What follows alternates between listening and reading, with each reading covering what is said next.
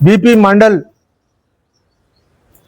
దాదాపు ఒక 30 సంవత్సరాల పాటు మండల్ కమిషన్ కోసం తన జీవితకాలం కృషి చేసి బీహార్ ముఖ్యమంత్రిగా ఉండి కూడా వారు మరి అనేక సంవత్సరాలుగా బీసీలకు చట్టసభలలో ఉద్యోగాల్లో అదేవిధంగా అనేక సామాజిక రంగాల్లో రిజర్వేషన్ కావాలని పోరాటం చేయడం జరిగింది.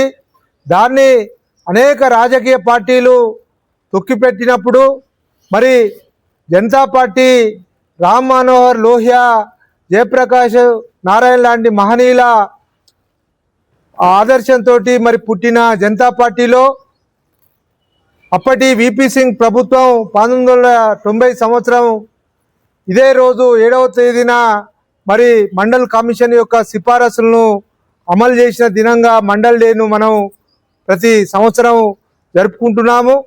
ఈ రిజర్వేషన్ల వల్ల బీసీలకు విద్యా ఉద్యోగాల్లో 27% రిజర్వేషన్లు అమలైన రోజుగా మరి మనం ఈ మండల్ డేను మనం ప్రతి సంవత్సరం జరుపుకుంటాం.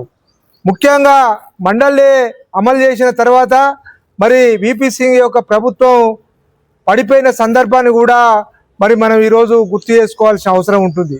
ఆ రోజు బీజేపీ కానివ్వండి, కాంగ్రెస్ పార్టీ కానివ్వండి, జనతా సర్కార్ను విపి సింగ్ ఎంతో ఈ ప్రజల పట్ల, ఈ అణగారిన ప్రజల పట్ల ప్రేమతోటి వీళ్ళ యొక్క స్వాభిమానము అదేవిధంగా రాజ్యాధికారం కోసం వారు కృషి చేస్తే మరి మండలు సిఫారసులను అమలు చేసిన సందర్భంగా విపి సింగ్ ప్రభుత్వాన్ని కూలగొట్టిన సందర్భాన్ని కూడా మనం గుర్తు చేసుకోవాల్సిన అవసరం ఉంటుంది.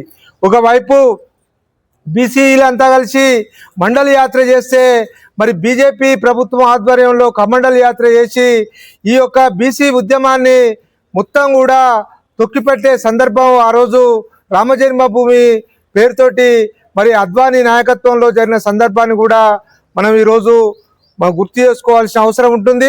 ఆ తర్వాత కాలంలో ఈ బీసీ ఉద్యమం మొత్తం కూడా పెద్ద ఎత్తున బీహార్లో కానివ్వండి, యూపీలో కానివ్వండి మరి పెద్ద ఎత్తున హింసాత్మక ఘటనలు జరిగి వందలాది మంది బీసీ నాయకత్వం జైలు పాలు అయిన సందర్భాన్ని మనం గుర్తు చేసుకోవాలి.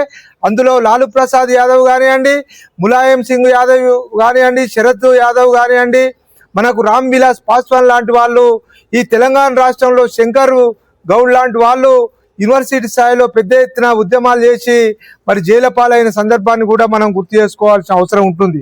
ఈరోజు ఈ బీసీ ఉద్యమం మనకు కాంగ్రెస్ పార్టీ కూడా 42% రిజర్వేషన్లు అమలు చేస్తామని చెప్పి మరి ఎన్నికల ముందు వాగ్దానాలు చేసి ఆ తర్వాత కాలంలో మరి అనేక అడ్డంకుల వల్ల వాళ్ళు అమలు చేయలేకపోయారు. దానికి కోర్టులు కానివ్వండి, సుప్రీంకోర్టులు కానివ్వండి, రాజకీయ పార్టీలు కూడా ఎవరు సపోర్ట్ చేయలేదు. ఈరోజు బీసీల పరిస్థితి, ఈ ఉద్యమ పరిస్థితి కూడా మొత్తం కూడా దిగజారుతుందని చెప్పి చాలామంది మాట్లాడుతున్నారు.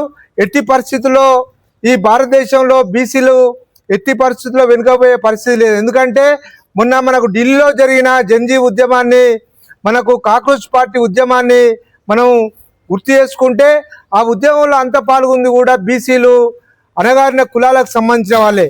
ఈ భారతదేశం అనేది యువ భారతం.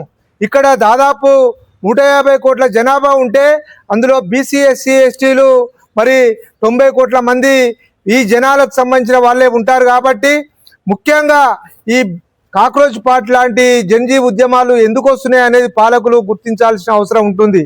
ఈరోజే మనకు ఆర్ఎస్ఎస్ చీఫ్ మోహన్ భాగవత్ మాట్లాడుతూ మరి జంజీలు, కాక్రోచులు వాళ్ళు ఏమైతే ఆలోచిస్తున్నారో రాజకీయ పార్టీలు వాళ్ళ యొక్క సమస్యలను గుర్తించాల్సిన అవసరం రాజకీయ పార్టీల మీద ఉందని చెప్పి కూడా మరి ఆర్ఎస్ఎస్ లాంటి సంస్థలు గుర్తిస్తున్నాయి.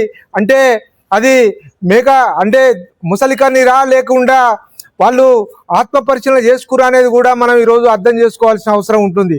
ఎందుకంటే ఈ దేశం తప్పకుండా అణగారిన కులాల యొక్క హక్కులను, వాళ్ళ యొక్క సామాజిక న్యాయానికి సంబంధించిన అంశాలను గుర్తించకపోతే మళ్ళీ కూడా ఇలాంటి ఉద్యమాలు తప్పకుండా వస్తాయి. మరి మండలు ప్రతిపాదించిన 27% విద్యా ఉద్యోగాల్లో రిజర్వేషన్లు మనకు ఆయన ప్రవేశపెట్టారు. ఆ ఫలితాలు ఇప్పుడు చాలామంది కేంద్ర రాష్ట్ర ప్రభుత్వాల్లో ఉద్యోగాలు చేస్తూ ఉన్నారు. కానీ చట్టసభలలో కానివ్వండి, స్థానిక సంస్థల్లో రిజర్వేషన్లు మనకు గతంలో రామారావు ఉన్నప్పుడు 42% ఒకసారి అమలైనాయి, ఆ తర్వాత 35% అయినాయి, ఇప్పుడు కేవలం 17% అమలవుతున్నాయి.